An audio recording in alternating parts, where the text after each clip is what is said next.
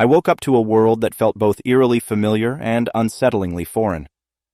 My surroundings were a blur of dimly lit corridors, peeling wallpaper, and the distant echoes of whispers that seemed to slither through the air. A cold sweat trickled down my spine as I struggled to piece together my memories. Who was I? How did I end up here? Clutching a flickering flashlight, I pushed myself to my feet. The floor beneath me creaked, as if in protest against my presence.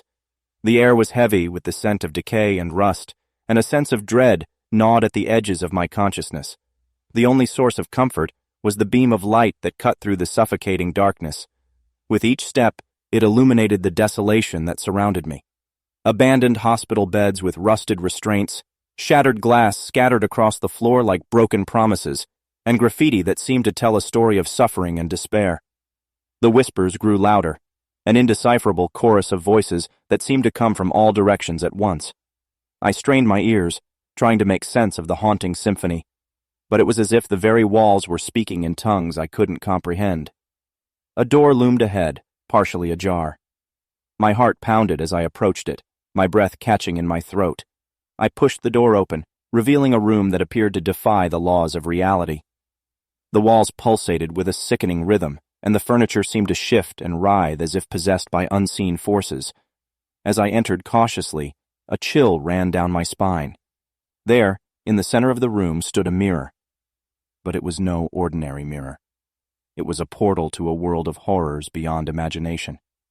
The glass seemed to ripple like a pond disturbed by a stone, revealing glimpses of twisted landscapes and grotesque figures lurking just beyond my sight. A sinking feeling settled in the pit of my stomach as I realized that I had to go through the mirror. It was the only way forward, the only way to uncover the truth behind this waking nightmare. With a shaky breath, I stepped closer, my reflection merging with the surreal tableau on the other side. The transition was jarring. The air on the other side was thick and suffocating, like breathing in the essence of fear itself. I stumbled through a nightmarish landscape, a realm of jagged shadows, twisted trees, and monstrous creatures that seemed to feed off my terror. The flashlight's feeble glow did little to ward off the encroaching darkness. Every step felt like a battle against an unseen malevolence, a force that sought to swallow me whole. My heart raced as I navigated this surreal nightmare, my mind struggling to comprehend the depths of the horrors I witnessed. Faces twisted in agony, half-formed phantoms that whispered fragments of forgotten memories, and the unrelenting feeling that I was being hunted. These were the terrors that plagued me at every turn. It was as if the asylum itself was a gateway to otherworldly dimensions, each inhabited by a unique form of terror. I stumbled upon a door that led to another dimension, and another, each one more terrifying than the last. It was a maddening cycle, an endless loop of horror that left me drained and broken. With each new doorway, a piece of my sanity slipped away, replaced by a growing obsession to uncover the truth behind this nightmare. And then, in the depths of one particularly twisted dimension, I saw it, a glimpse of the entity that orchestrated this symphony of suffering. Its form was indescribable, a swirling vortex of darkness and malevolence that seemed to feed on the fear it inspired.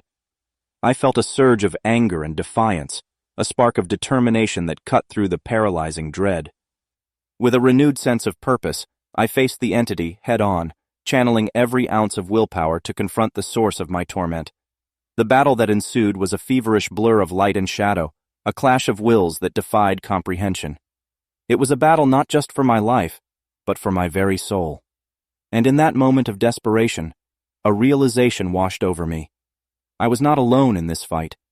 The spirits of those who had fallen victim to this malevolent force stood beside me, lending their strength to my struggle. With a final surge of energy, I unleashed a torrent of light that engulfed the entity, tearing it apart and shattering the nightmarish dimensions it had created. The world around me trembled and fractured, and the echoes of agony and despair faded into nothingness. I awoke back in the dimly lit corridor, the world around me returning to its eerie stillness. The whispers had subsided, the horrors had receded, and a profound sense of relief washed over me. But as I stood there, breathing heavily, I couldn't shake the feeling that this was only the beginning, that the darkness I had faced was just a glimpse of the true horrors that lurked beyond the mirror.